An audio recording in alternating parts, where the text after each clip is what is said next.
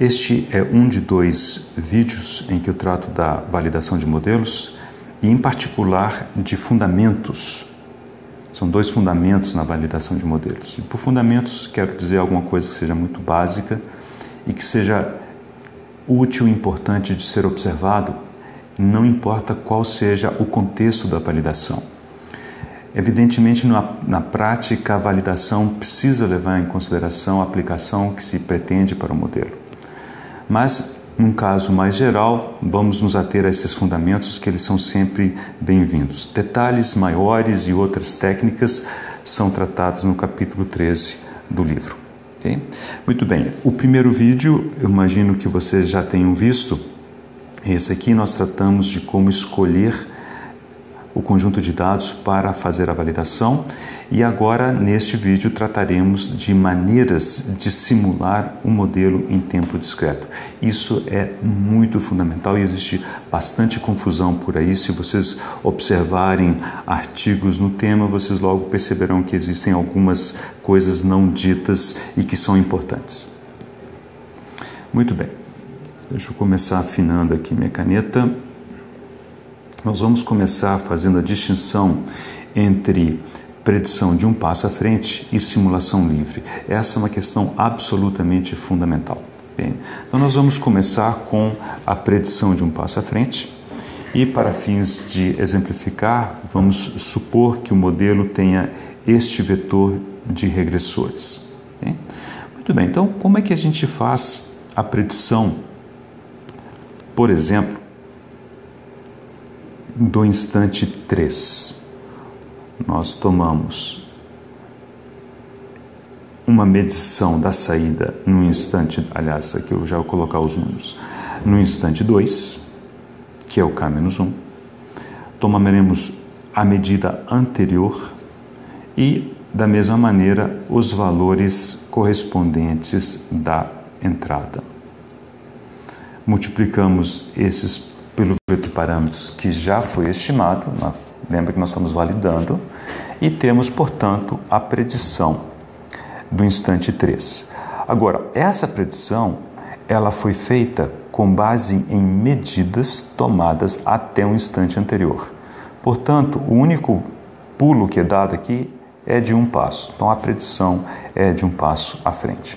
Suponhamos que ainda queiramos fazer a predição do instante 4 de um passo à frente. Então, voltamos ao conjunto de dados, pegamos a medição do instante 3, a medição no instante 2, a entrada no instante 3, a entrada no instante 2, multiplicamos pelos parâmetros estimados e, mais uma vez, demos apenas um passo à frente. Essa sequência, se nós continuarmos fazendo isso, é o que chamamos de predição de um passo à frente. Então, apenas para vocês enxergarem aqui, vamos imaginar que esses sejam os dados de entrada e saída. O que nós fizemos aqui foi o seguinte: suponhamos que o instante 3 seja esse aqui.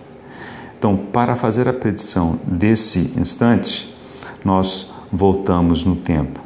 Essa medida está aqui, essa medida está aqui, esse valor está aqui, esse valor está aqui, multiplico pelos seus respectivos parâmetros, somo o resultado e eu tenho uma predição aqui.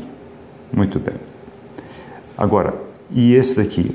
Nós vamos fazer da mesma maneira, eu vou mudar de cor para não confundir. Então, nós vamos tomar, para fazer a predição agora, nesse instante, como é a predição de um passo à frente, nós tomaremos essa medida aqui, essa daqui, esse valor aqui, multiplicar pelos seus parâmetros, somar e temos uma estimativa aqui. E assim sucessivamente. Aqui o ponto a enxergar é o seguinte: como sempre voltamos nos dados, né, e a única coisa que o modelo tem a fazer é dar um passo à frente, o modelo não tem tempo para fazer bobagem.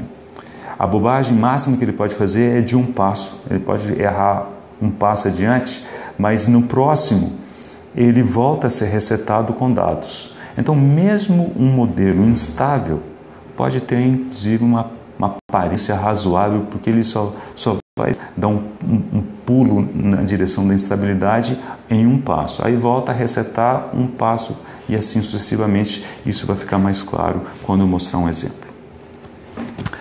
Qual é a alternativa a isso? É o que chamamos de simulação livre. Muito bem, então vamos voltar a fazer esse procedimento.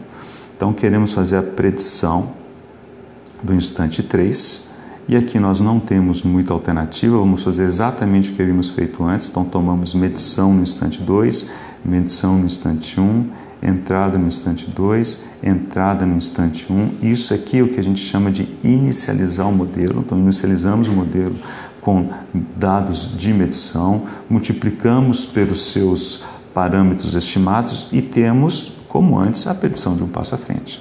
A diferença é agora, para estimarmos o instante 4, nós vamos aproveitar a predição e esse valor vem para cá. Esse vem para cá, ainda é uma medição, esse aqui já é predição. E aqui temos, invariavelmente, os dados exógenos, que vêm de fora. Okay? A partir do instante 5, observe que nós vamos ter no vetor de regressores, principalmente no que diz respeito às entradas, às saídas, somente valores previamente simulados. Portanto, se o modelo... Deixa eu acabar de escrever aqui, senão eu vou acabar ou escrevendo ou falando alguma coisa inconveniente. Muito bem, isso aqui prossegue. Okay? Se o modelo errar um pouquinho aqui, esse erro acumula. E ele erra mais um tanto aqui e ele acumula de novo. Então, aqui o modelo tem tempo de mostrar que ele não é um bom modelo. Né? Isso é a simulação livre. Deixa eu mostrar agora um exemplo em que a gente contrasta a predição de um passo à frente com simulação livre. Vocês lembram desse gráfico? Já mostrei isso no vídeo anterior. É o modelo 2, é o modelo linear. Isso aqui são dados de medição, temperatura. Isso aqui é a saída do modelo. Muito bem? E nós chegamos à conclusão que esse modelo não era lá muito bom. Nós vemos que ele tem muita dificuldade de ajustar, aliás, nem ajusta direito. Né? Ok? Mas essa medição, esse gráfico, essa simulação, né, o que eu não disse para vocês naquele vídeo, estou dizendo agora, é que foi feita corretamente. Ou seja, isso aqui é simulação livre. E se eu tomasse esse modelo, que eu estou vendo que não é muito bom, e eu fizesse a simulação de um passo à frente, nestes mesmos dados, eu terei este comportamento. Então, observe que o ajuste dos dados fica muito melhor. O modelo não tem tempo de errar. Ele dá um passo à frente e reseta, um passo à frente e reseta. Inclusive, vocês se lembram que esses dados daqui são dados completamente espúrios, né? Houve uma perda de comunicação, esses dados se perderam, isso aqui é lixo que entrou na medição, e o modelo, um passo à frente, depois de ser inicializado com lixo, ele tentará predizer lixo, né? Então, até mesmo esta mudança que é totalmente alheia ao processo, a temperatura não fez isso, a temperatura fez alguma coisa muito provavelmente assim, ou sei lá, alguma coisa assim, né? A predição de um passo à frente tenta seguir os dados a todo custo, ou seja, é muito mais dados do que propriamente informação do modelo. Agora, se nós queremos validar modelo, então vocês logo vão ver que esse tipo de procedimento deve ser evitado, devemos priorizar, né, a simulação livre. Então, uma regra básica é a que está escrita aqui. Então, via de regra, em outras palavras, sempre que possível, sempre que seja conveniente, ao utilizar simulações na validação de modelos, evite utilizar predições de um passo à frente. Eles dizem quase nada a respeito da qualidade do modelo.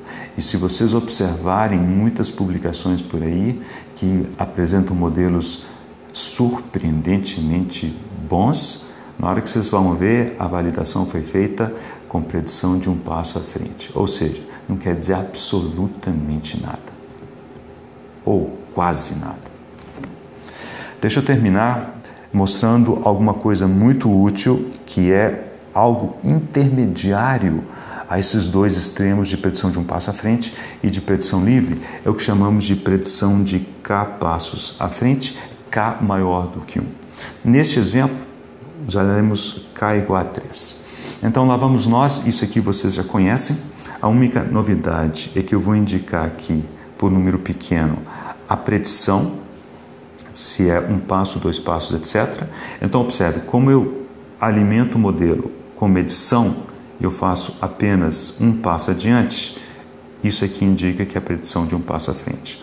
Agora, eu venho aqui, faço essa realimentação e, claro, ao fazer essa predição já são 2 passos à frente.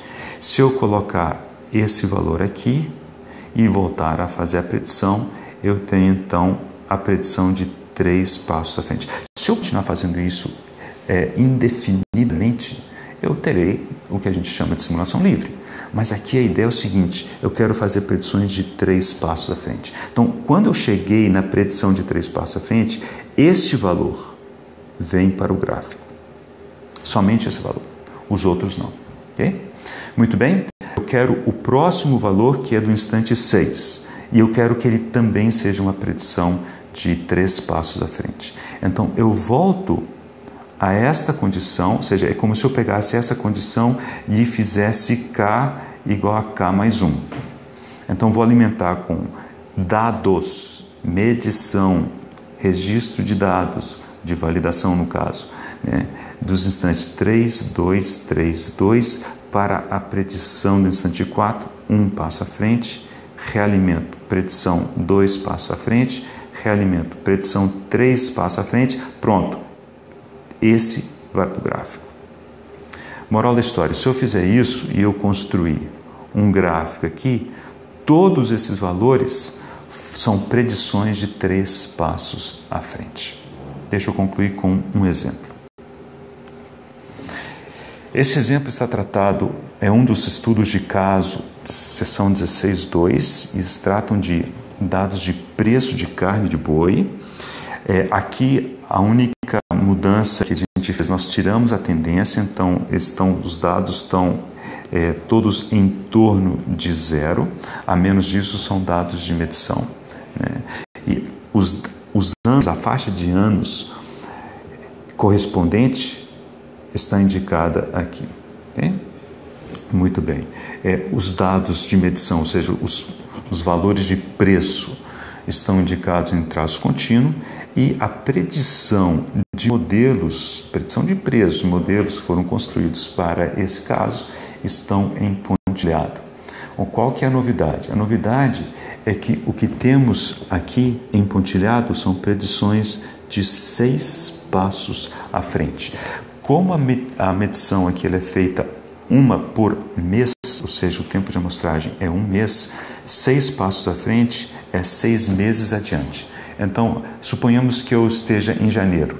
Eu vou utilizar os meses de janeiro, dezembro do ano passado, etc, etc, etc, para prever 6 meses adiante. Vou prever fevereiro, março, abril, maio, junho, julho, e julho eu coloco no gráfico. Depois eu avanço. Eu faço a predição a partir de fevereiro. Eu faço fevereiro, março, abril, maio, junho, julho, agosto, e agosto eu ponho no gráfico. E assim sucessivamente. É isso que está aqui, né? Nesses gráficos todos. Qualquer valor pontilhado foi obtido com informações de 6 meses adiante e o resto foi predição. Okay? Muito bem. Apenas uma conclusão. Os modelos, ou o modelo utilizado aqui, prevê bem esta faixa de anos, prevê bem esta faixa de anos e não prevê bem esta faixa de anos. Se você conhece um pouquinho sobre a história da economia deste país, você saberá explicar o porquê que um modelo que nessa faixa de anos, né, aparentemente mostra dinâmicas parecidas, mas nessa região realmente a dinâmica do mercado foi completamente diferente. E é isso que está sendo mostrado aqui e discutido com muito mais detalhe aqui nessa seção 16.2 do livro. Espero que você curta e veja essa aplicação que é realmente muito interessante.